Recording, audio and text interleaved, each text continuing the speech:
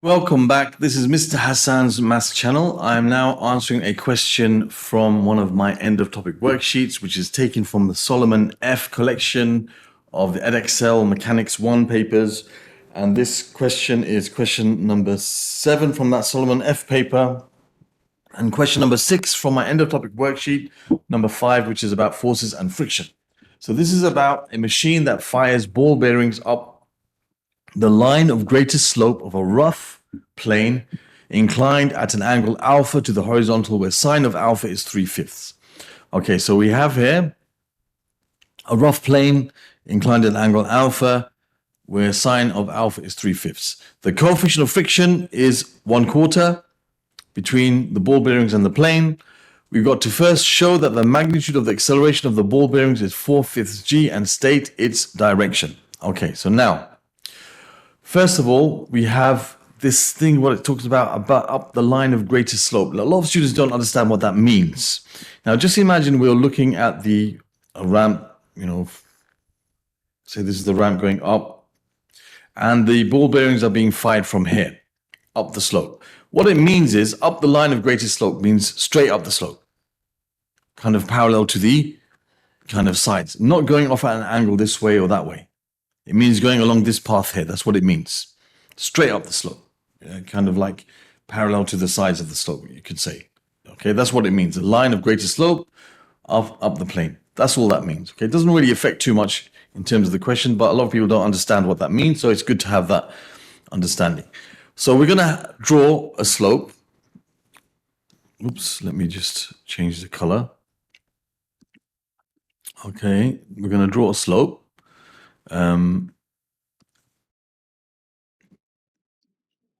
Okay, there's the alpha angle. Okay, that's the angle it makes with the slope. And the ball bearing, so what I'm going to do is I'm going to consider the ball bearing over here, and I'm going to think about what forces are acting on this ball bearing. Okay, so the forces acting on the ball bearing are its weight, obviously. That's the first thing we could say, which is always acting vertically down. And because it's in contact with a surface, there is a reaction force always perpendicular to that surface acting. And because it's going up the plane, it's moving this direction. It's moving in this direction. Okay.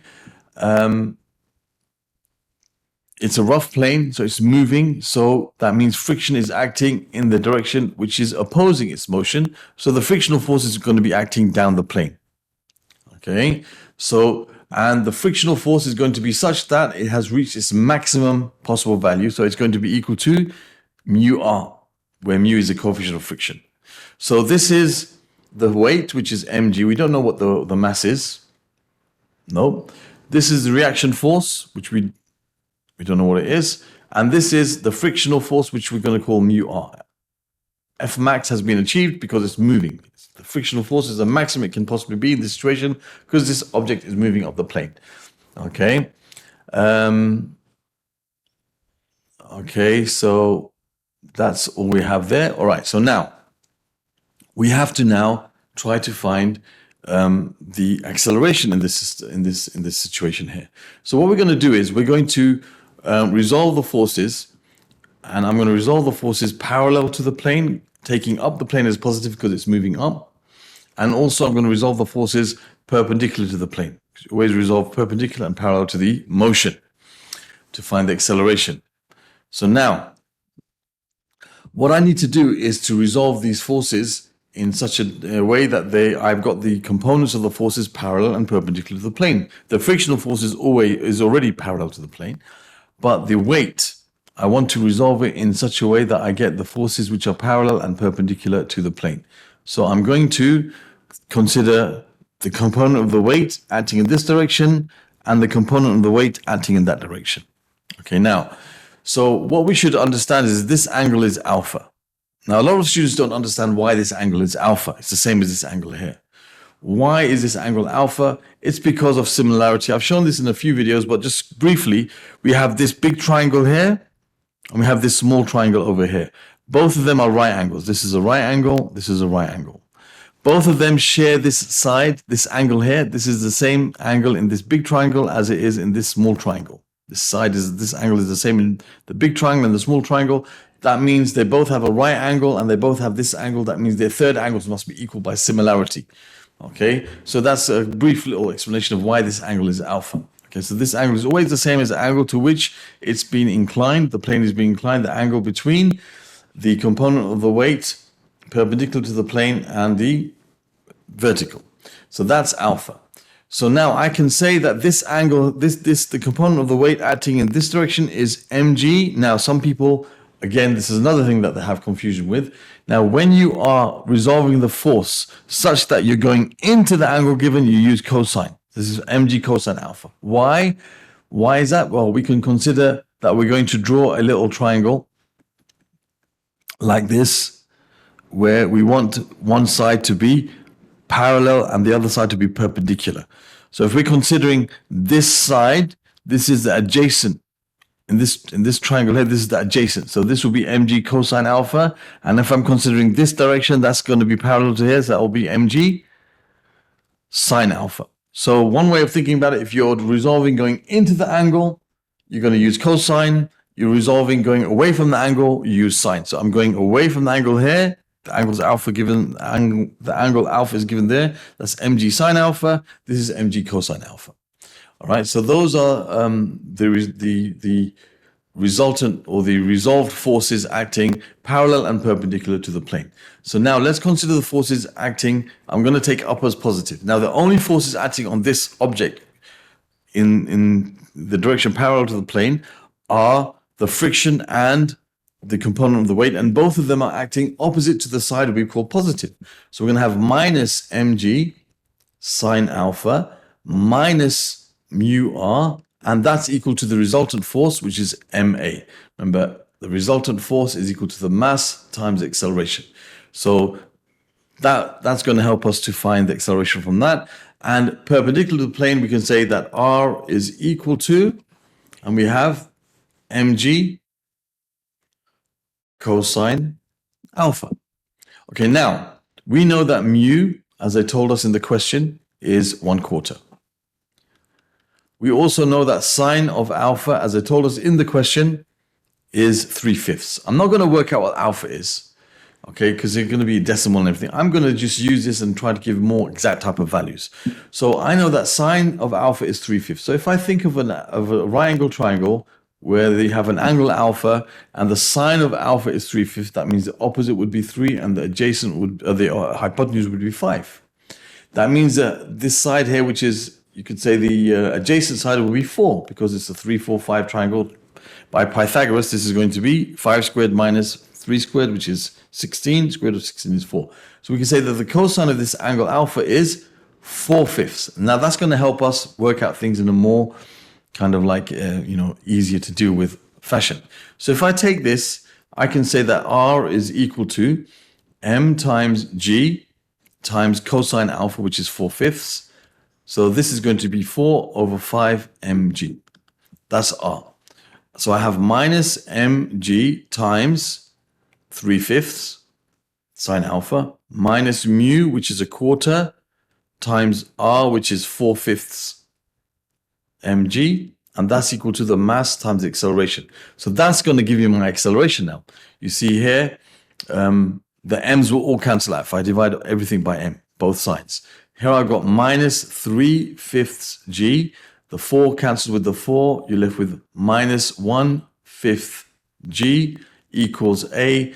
Therefore, a is equal to negative 4/5 g meters per second squared, and that's exactly what we had to show. Okay, all right. In fact, because g is already in meters per second squared, I'll just leave that as minus 4/5 g. That's fine. So we can see that the magnitude of the acceleration,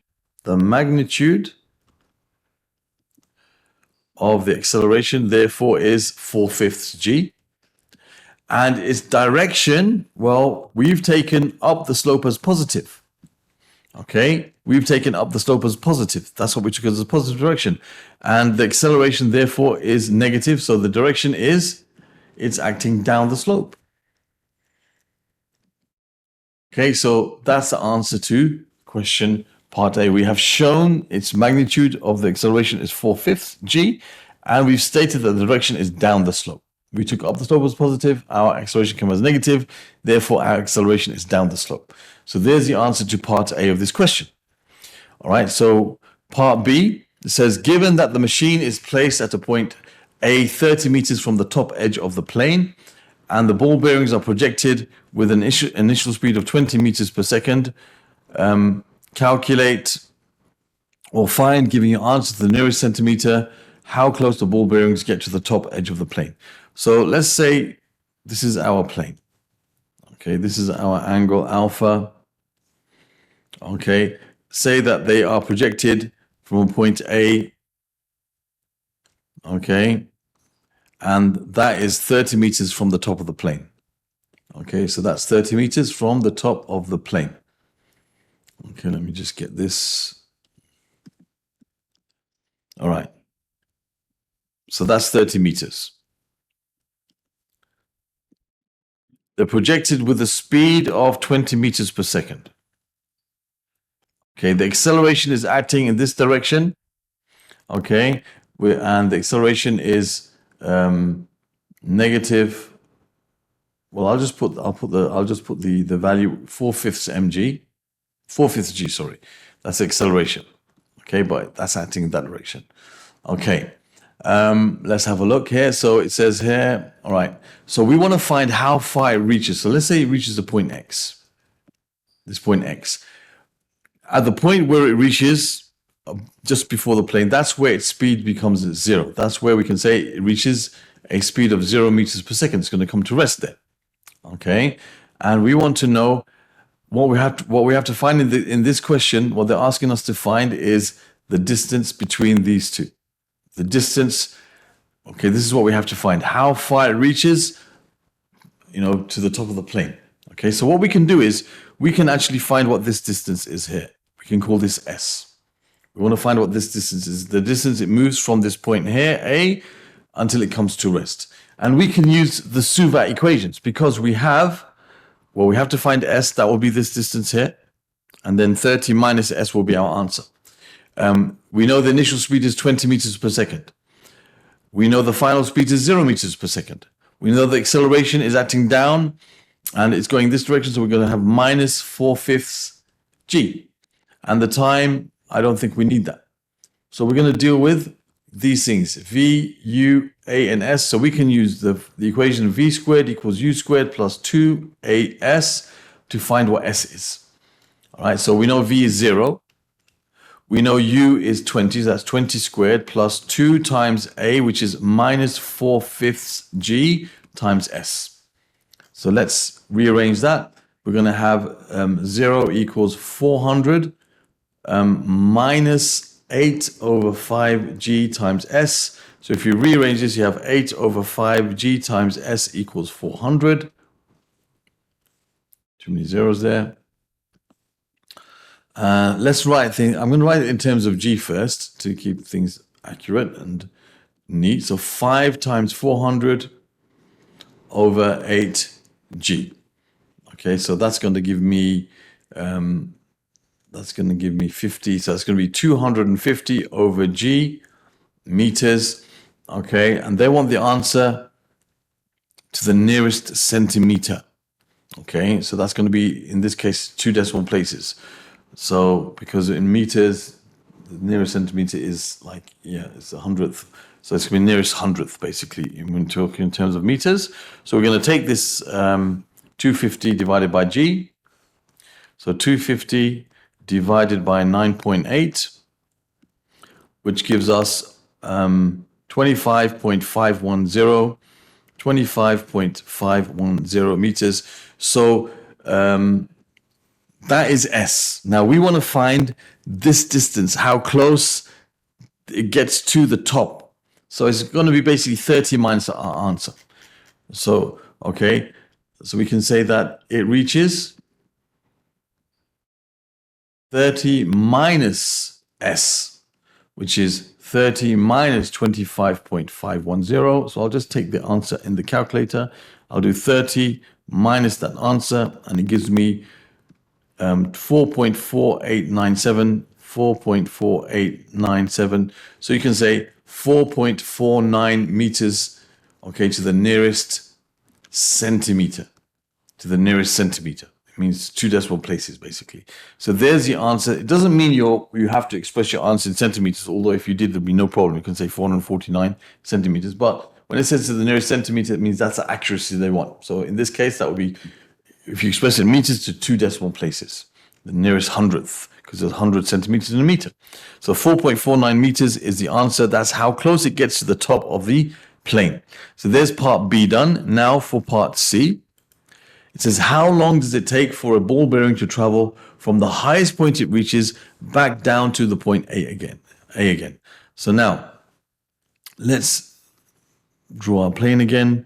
It's got to this highest point, and the distance between that point and A, we know now, that distance we know is, in exact form, it was 250 over G. Isn't that right? Yeah, it's 250 over G. Okay, that was the distance that it moved up. So that's the distance it's going to move to go back down to where it was again. Okay, we can say that it's going to start at 0 meters per second and it's going to end at V. We don't know what that is. The other thing we need to know now is its acceleration. So how do you work out its acceleration?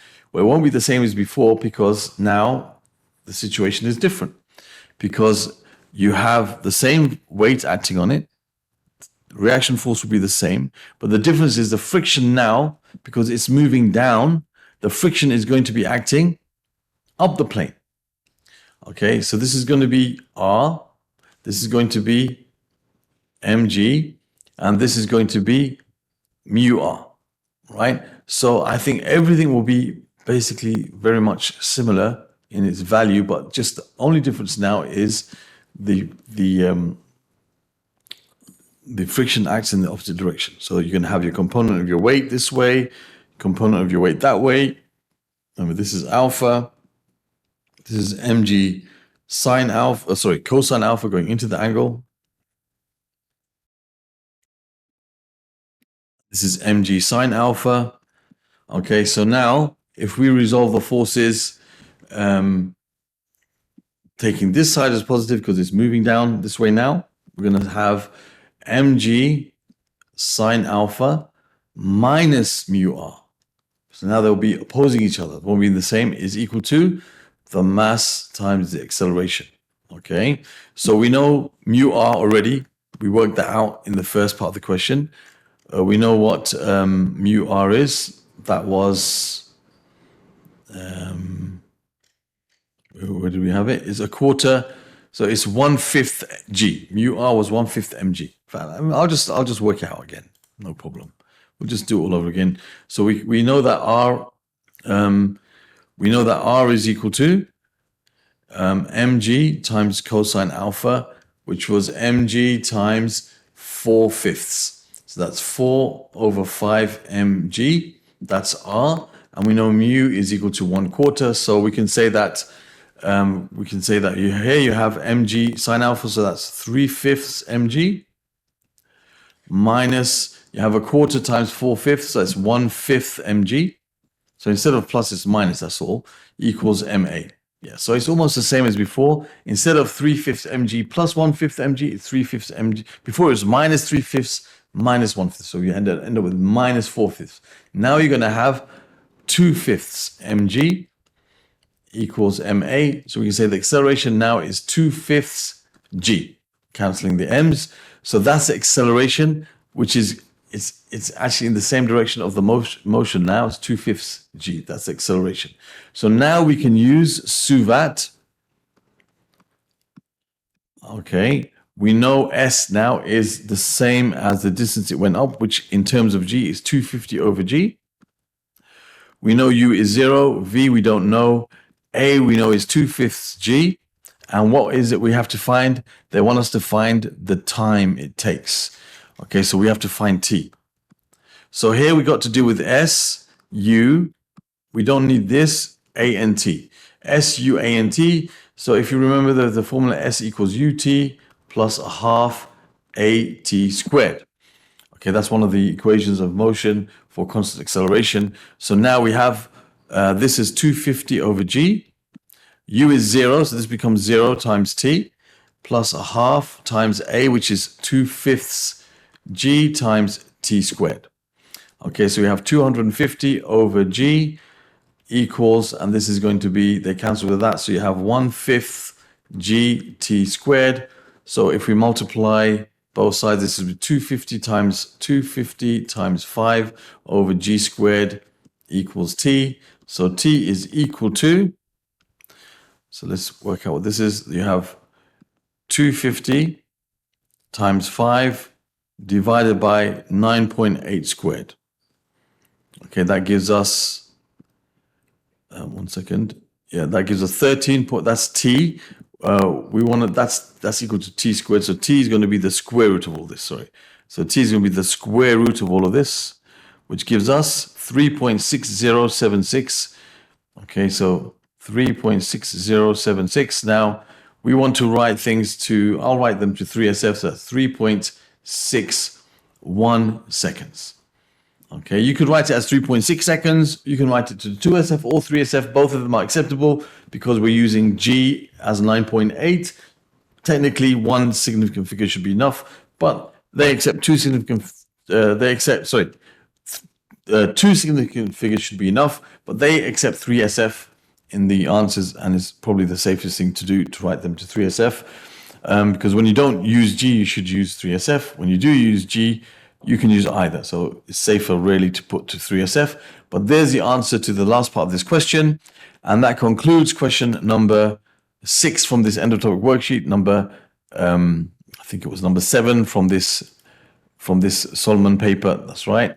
Other questions from this particular Solomon paper from M1 can be found in the playlist that will appear over here.